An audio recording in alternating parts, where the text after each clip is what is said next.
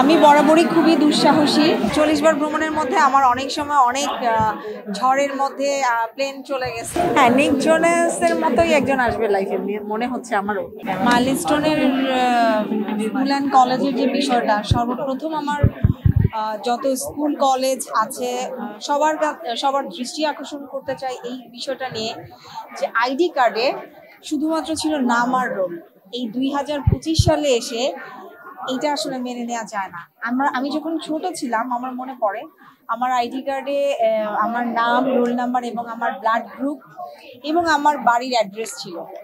So আমি বলবো যে এখনকার যুগে সব স্কুল কলেজের আইডি কার্ডে যেন বাধ্যতামূলক ব্লাড গ্রুপ এবং বাড়ির অ্যাড্রেস, নাম, রোল নাম্বারের পাশাপাশি এটা যেন রাখা হয়। না, আমি বরাবরই খুবই দুঃসাহসী।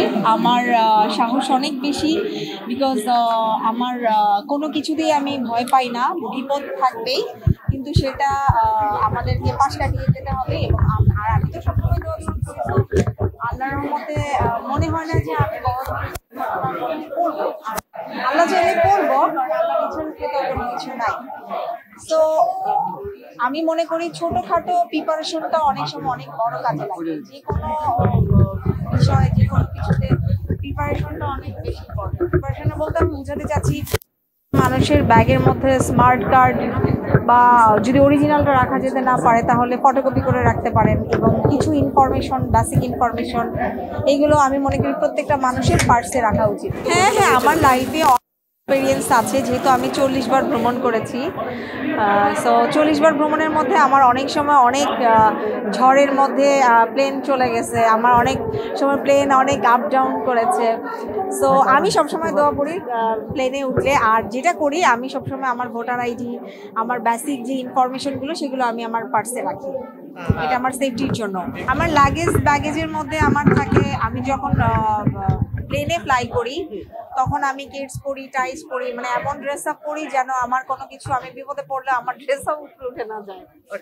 সো ওইটা হচ্ছে ফার্স্ট সেফটি, বিকজ ড্রেস অনেক বড় একটা ফ্যাক্ট। আর দ্বিতীয়ত যে বললাম, আমার ইনফরমেশনগুলো আমি সবসময় আমার সাথে রাখি, মানে যেগুলো খুব ইম্পর্টেন্ট, আমার ব্লাড গ্রুপ বা আমার টুকিটাকি কোনো শারীরিক প্রবলেম আছে কিনা এইগুলো। আর হচ্ছে কি আমার নাম, অ্যাড্রেস প্রপার, আমার মায়ের নাম্বার, আমার মানে যেই নাম্বারগুলোতে কন্ট্যাক্ট করা যায়। আর এই তো, যখন আমি যেখানে যাই আমি আল্লাহর নাম নিয়ে উঠি এবং আমি সুন্দর করে কিছু সেলফি তুলে আমি ফেসবুকে ছাড়ি, যেন আমার ভক্তরাও জানতে পারে আমি কোথায় আছি। হ্যাঁ, নিক জোনাসের মতোই একজন আসবে লাইফে মনে হচ্ছে আমারও।